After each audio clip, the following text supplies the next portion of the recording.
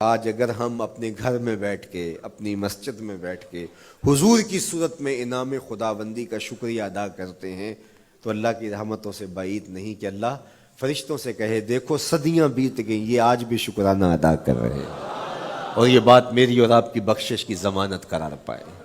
تو حضور کی صورت میں جو انعام ہوا، حضرت حسان بن ثابت اکثر کہا کرتے تھے منا علینا ربنا ام بعث فینا محمدا، ہمارے رب نے ہمارے اوپر احسان کر دیا ہے کہ محمد عربی عطا کر دی ہے۔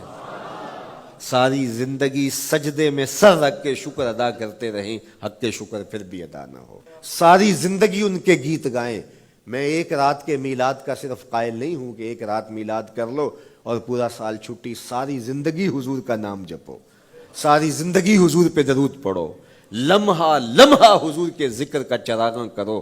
صرف اپنے گھروں اور اپنے بازاروں میں جھنڈیاں ہی نہ لگاؤ بلکہ دل کے ایک ایک پرت پہ نام محمد کی جھنڈی لگاؤ۔ صرف منڈیروں پہ چراغاں ہی نہ کرو بلکہ دل کی اندھیر گلیوں میں بھی حضور کے نام کا چراغاں کرو، حضور پہ درود پڑھو، حضور کا ذکر کرو، اپنے بچوں کو بٹھا کر کے حضور کے قصیدے سناؤ، حضور کی شانیں سناؤ، حضور کی سیرت بتاؤ انہیں۔ اپنے گھر کے ماحول کے اندر، اپنی مسجد میں، اپنی گلی میں، اپنے دوستوں میں حضور کا ذکر کرو۔ دوستوں آپس میں بیٹھو تو کہو یار اللہ کا کتنا کرم ہو گیا کہ اللہ نے ہمیں حضور عطا کر دیا۔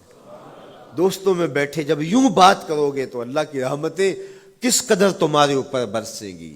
اپنی عقیدتوں کا اظہار کرو، وہاں کمیت نہیں دیکھی جاتی، وہاں کیفیت دیکھی جاتی ہے، وہاں مقدار نہیں دیکھی جاتی، وہاں معیار دیکھا جاتا ہے۔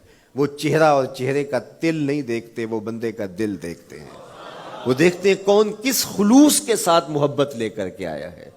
یار چہرہ تو چمکدار تھا، اسی لیے ابو لہب کہتے ہیں نا شعلے کی طرح چمکتا ہوا، لیکن جہنم کا ایندھن بنا، اور کالے رنگ والا، ہونٹ موٹے ہیں، لیکن کعبے کی چھت میں کھڑا اذان دے رہا ہے۔ تو عقیدتوں کے رنگ اور محبتوں کے رنگ حضور علیہ السلام کے ساتھ جب کوئی پیش کرتا ہے تو رائے گانی جاتی۔ یہ وفاداروں کا در ہے، یہاں بے وفائی کا تصور ہی نہیں ہے۔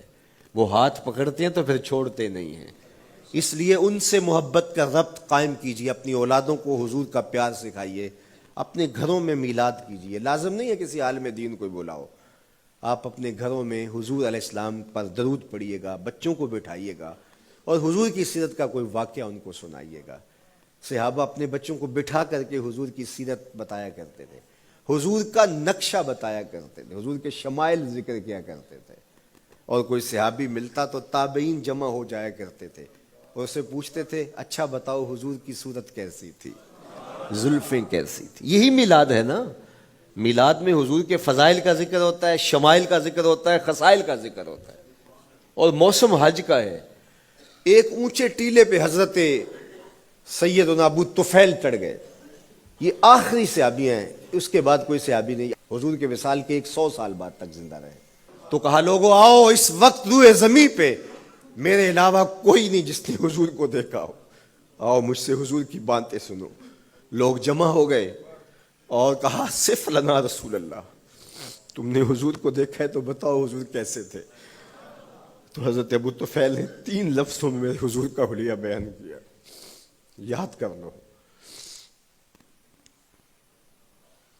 حضرت ابو طفیل نے کہا کان رسول اللہ صلی اللہ علیہ وسلم ابیض ملیحا مقصدا، ایک تو چٹے رنگ کے تھے، ایک تو حضور کا رنگ گورا تھا، دوسری بات ملیحا حضور کا حسن نمکین تھا، اور تیسرا مقصدا حضور متوازن تھے، نہ قد لمبا نہ قد پست، سوا صدر والبطن، سینہ اور پیٹ برابر، لیسا بالطویل الممغط ولا بالکثیر المتردد، نہ پست کے عجیب دکھائی دیں نہ اتنے لمبے کے عجیب لگیں بلکہ درمیانہ قد، لیکن اذا جامع القوم غامرہم، سن لو حضور کا قد تو درمیانہ تھا لیکن جب لوگوں کے درمیان چلتے حضور کے کندھے لوگوں کے سروں سے اونچے دکھائی دیتے۔ یہ اللہ نے شان دی اپنے محبوب کو۔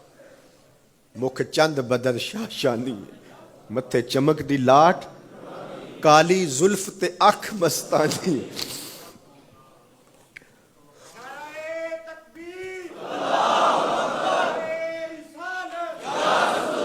کالی زلف تے اکھ مستانی ہے، مخمور رکھی ہیں مد بھریاں۔ حضور علیہ السلام کی جب آمد ہوئی، رحمت عالم صلی اللہ علیہ وسلم کو جب انہوں نے دیکھا نا تو اچانک ودا کے پہاڑوں کی اوٹ سے حضور دکھائی دیے۔ تو سیاہ پہاڑ ہیں، تو ان سے جب حضور کا چمکتا ہوا چہرہ دکھا نا تو بے ساختہ انہوں نے کہا طلع البدر علینا، وہ دیکھو چاند چڑھ گیا ہے، طلع البدر علینا، وہ دیکھو چاند چڑھ گیا۔ مورخ اسلام حفیظ جالندری نقشہ کھینچتے ہیں، جنوبی سمت سے اٹھا ایک نوری غبار آخر، جنوبی سمت سے اٹھا ایک نوری غبار آخر، سواد شہر میں داخل ہوا ناکا سوار آخر، زباں پر اشرق البدر علینا کی صدائیں تھیں، دلوں میں ما دعا للہ دائی کی دعائیں تھیں، نبوت کی سواری جس طرف سے ہو کے جاتی تھی، درود و نعت کے نغمات کی آواز آتی تھی، کہیں معصوم ننھی بچیاں تھیں دف بجاتی تھی، رسول پاک کی جانب اشارے کر کے گاتی تھی، اور کہتی کیا تھی؟